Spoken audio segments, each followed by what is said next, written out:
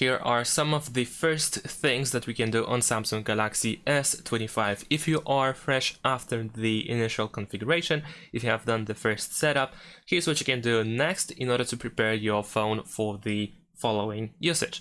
So at first we're gonna go to the settings, and then in these settings we can scroll all the way down and we should be able to find software update. So we can go over here in order to check if there is any update waiting for us. And there we go. In my case, my software is up to date, so there is nothing for me to download, but in your case, there might be the system update. If it is, then of course you want to download and install it so that you have the newest version. The next thing that we can do is go to battery settings. Then over here, we have the battery protection. And here we can protect our battery. So if the phone is completely new, this is probably something that you wish to do because it prevents battery aging. You should have at least basic battery protection enabled. It is recommended to do so. Of course, feel free to not use it, but in terms of battery protection, it is recommended to use at least the basic. Ideally, you want to use either adaptive or maximum, but in order to use adaptive, you need to actually turn on customization service, and for this, you also need to be signed into the Samsung account. So I'm gonna show you also in a second how to sign into the Samsung account or another Google account if needed. And then also we can go to power saving option, and here if you tap on these three dots in the top right corner, you will find adaptive power saving, which allows you to let the device learn the usage pattern, how you use your phone, and then in the future, once the device learns those patterns, it will automatically turn on the power saving option, or the battery saver in other words. So you won't have to enable it manually. The device will do that for you. And let's proceed with the next steps.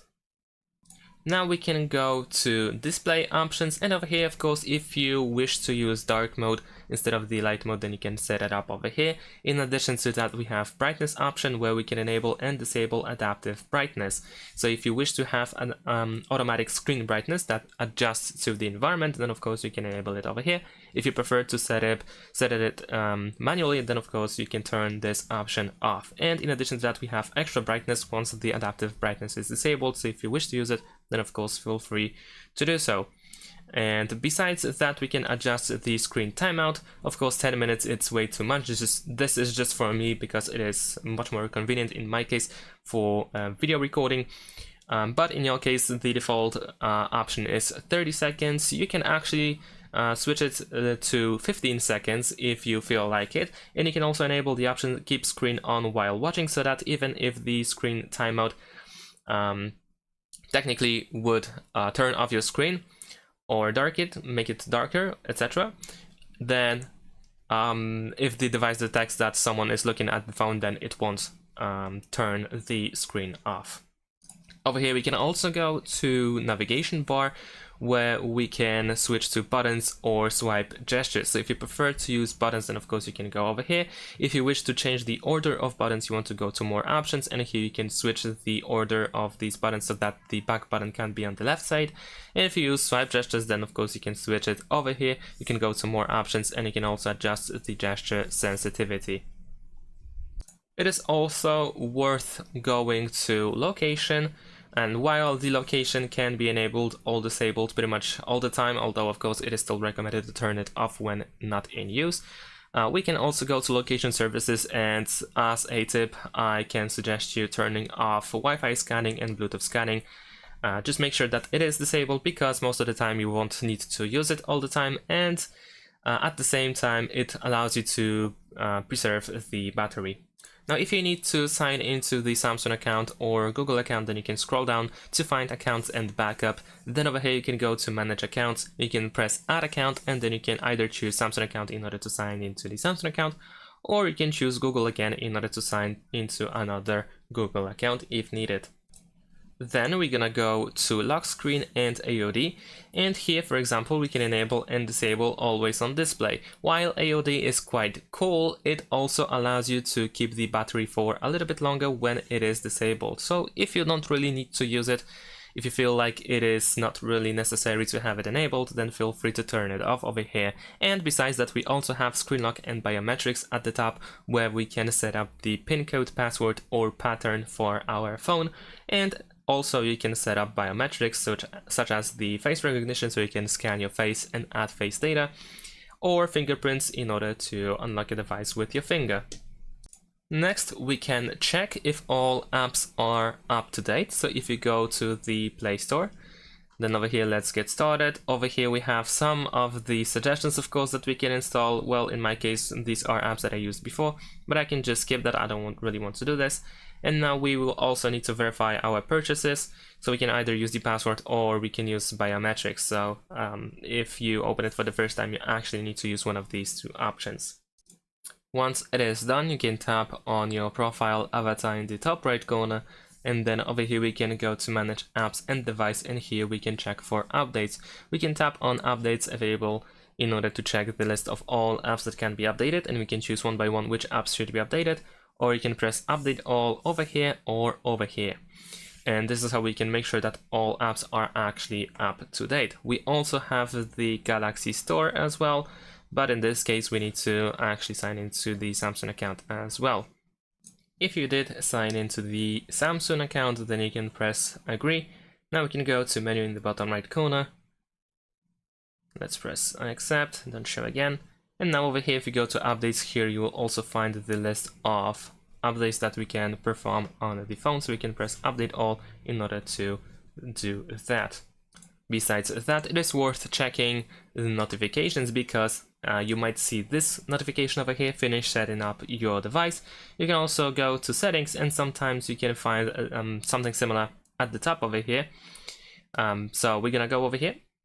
Through the notification, we're gonna open this screen, and it will look pretty similar to the same to the one that we had during the initial configuration. So essentially you can do the same steps as you did before. As you can see, it immediately was closed after that. And if you open settings over here, we also have some suggestions. You can use them as well in order to well, for example, protect your phone, to protect your data with backups, or enable find your device. And this is actually pretty essential to also go to security and privacy in the settings, where we can find the lock screen options, of course, the account security, the lost device protection, where we can enable and disable Find My Mobile. We can enable app protection over here, as well as we can scan the phone with Google Play protection in the future. And we can, for example, find the auto blocker, which can be enabled to protect the phone. Last but not least, we can also set up the NFC and contactless payments. So let's actually go back to the settings. Let's go to connections, and then over here we need to make sure that NFC and contactless payments is enabled. And while the Samsung Wallet is set up by default, we can actually switch to Google Wallet, and let's see if the app is installed by default. I believe it is not, so there is nothing in the Google folder and nothing else besides this page. So in that case, we can go to the Play Store and we can search for the wallet. I find the Google Wallet to be much more convenient. It works in most of the countries, I believe, and most of the regions. So let's actually install it on this phone, and let's open it. Now over here, we don't really have to allow notifications, but I'm gonna do that. Then in the bottom right corner, we have add to wallet, so we can go over here, choose payment card, and here we have the option to set up the credit or debit card on our phone. We can scan it with our rear camera, or we can press enter details manually in order to enter the card number, and then proceed by pressing save and follow all the instructions in order to set up your phone. And by doing so, you should be able to use your phone for contactless payments instead of your credit or debit card. And as a final tip, if you swipe on the right side of the phone from the top towards the bottom like so, you will find quick settings, where we can find a bunch of different options and access to different settings from here.